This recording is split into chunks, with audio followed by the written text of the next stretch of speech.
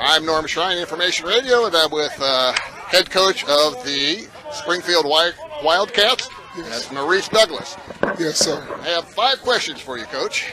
Yes, sir. Number 1, quarterback Tashawn Smoot had 500 yards passing in 2 games. How has he adjusted to throwing to a new supporting cast? He's doing a decent job. We got to continue to improve. We got to have a great week of focus this week because we got a good offense that we're going against in Fairmont. If we allow them to, if we don't take advantage of every time we have the opportunity to have the ball, they'll keep the ball all day because they're just running the triple. And he's done a good job, though, up to this point. All right. As part of the new receiving corps is Northwestern transfer Ben Van Noord.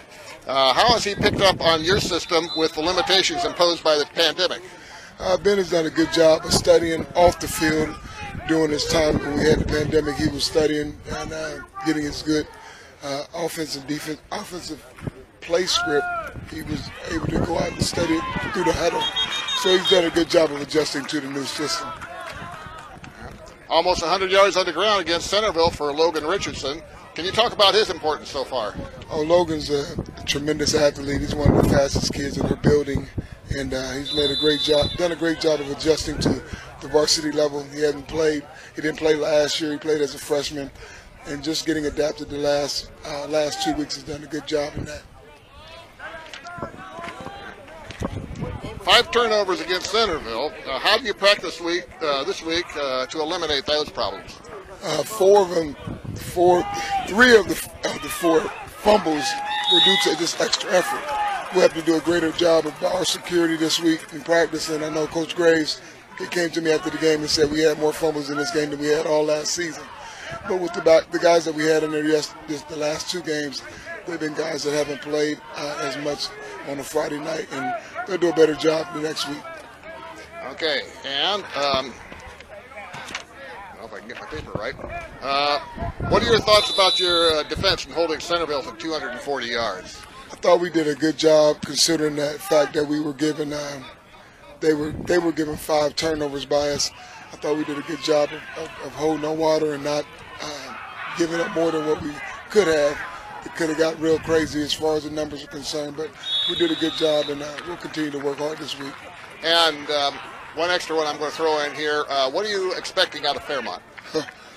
Run. They're going to pound the big guy up in there, big tank. They'll do a good job with the quarterback, making good decisions. But we expect a good, hard, tough game. Dave's a good buddy of mine. We used to be neighbors in Inglewood, and I expect a tough game by those guys.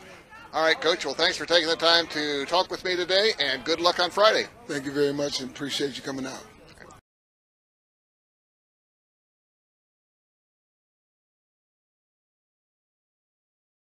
I'm with Coach Dave Miller, head coach of the Fairmont Firebirds.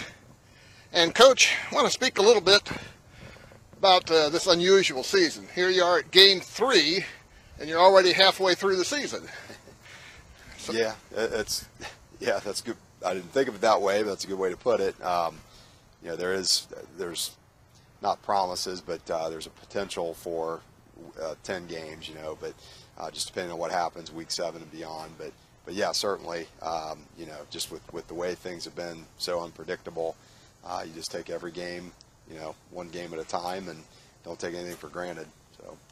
All right, so looking back at the Northmont game, the 41-yard touchdown at the end of the first half, it appeared that Razor played more perfectly. What else could have been done to try to prevent that score?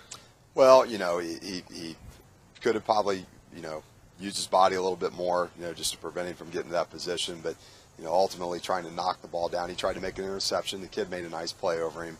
Jalen did, a really good job getting where he was. But, it's the sad part about all that is we kind of, up until that point, things had gone pretty well for us as far as what we were planning to do. That's a good football team we lost to, and I think we improved in a number of areas, and to hold them to 20 points, really the first half we controlled the ball all but 4 minutes. The problem was we just didn't finish our drives. And so we have that 18-play drive right before that. If we go in and punch that in, that's a 7-0 advantage for us, or make the field goal. That cuts into the lead too for them. But it was 4th down. So we did. Our kids played extremely hard. It was a great first half, really, as far as the way we planned it, and that was unfortunate. We came out with the ball. We went. They gave us 3 and out. And at that point, we're playing a lot of catch up, and that's really not what we're designed to do.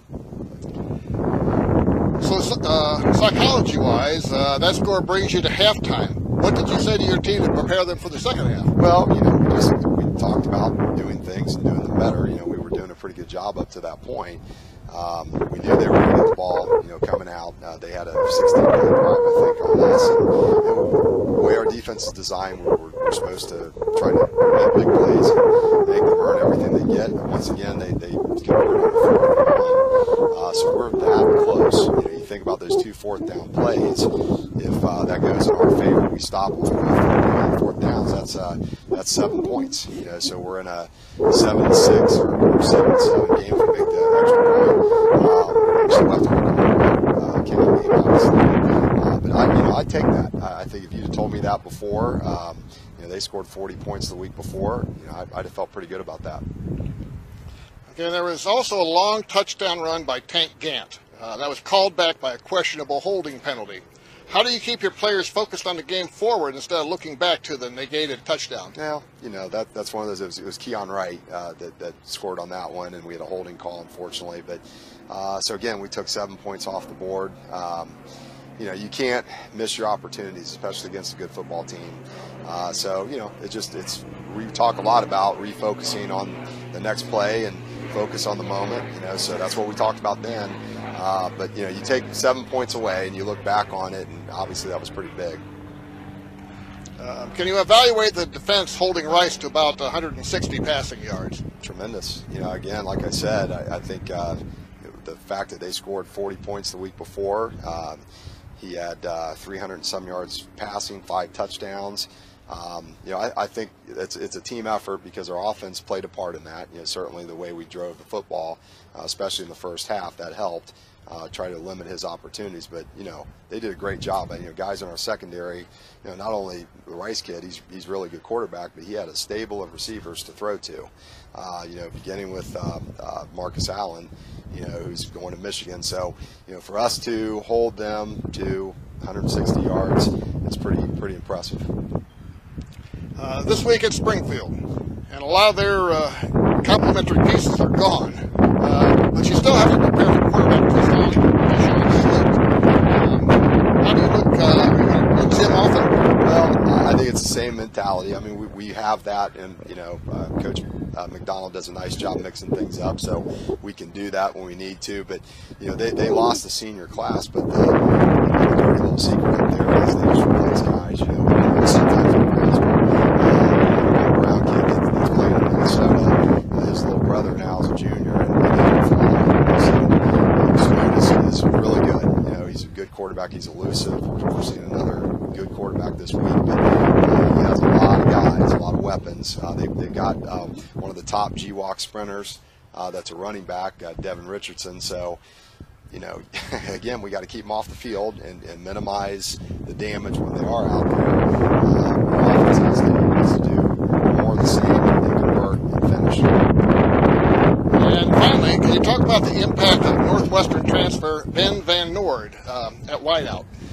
Like I said, they just, after you have a year like they have with all those seniors, you never know what they're going to get the next year. And guys turned out there. He's impressive. He's good receivers that Smooth has to choose from there. So we just have to play get better. And like I said, I think we showed a lot of improvement from week 1 to week 2. We faced a really good football team. We're facing another one this week, so it doesn't get any easier. Okay. Another game on the road, and you still held to 200 people as far as fan base to be able to come to Springfield? Yeah, that's still the order. 200 for us. We went to G1. We had 200 every time we go on the road. So, and those went pretty quick. We had everybody there, but they sell out pretty fast. So, okay, Coach. Well, good luck Friday.